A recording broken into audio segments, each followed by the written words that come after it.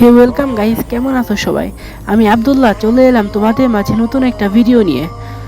So আমরা এখন Mars ইলেকট্রনিকে landing করব। আমরা এখন একটা ঘরের মধ্যে লুকিয়ে থাকবো কিছুক্ষণ। এখানে এনিমি আসতে পারে, তাই হলো একটা এনিমি এখানে ডিজেকে রিভাইভ করছিল। আমাকে দেখে সেন্থুরি মেরে পালিয়ে গেল। এদিকে এনিমিটা আবার ফিরে এলো, আমি এনিমিটার উপর রাশ করে দিলাম। আমি এখানে ওয়াল মেরে পিছন দিক থেকে এনিমিটাকে মারা ট্রাই করব।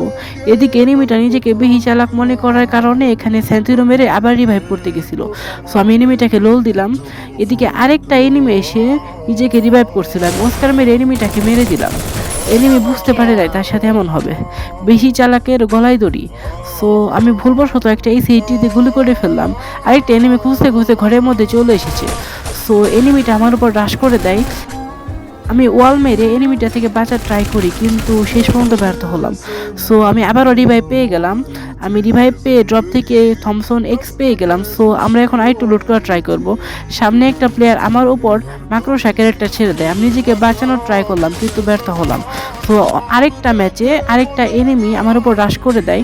আমি সেফ জোনের দিকে যাচ্ছিলাম, এদিকে আমার সাথে কি হয় এটা দেখার জন্য আমি মোটেও প্রস্তুত ছিলাম না। গাইস, তোমাদের কার কার সাথে এরকম হয়েছে প্লিজ কমেন্টে জানিও।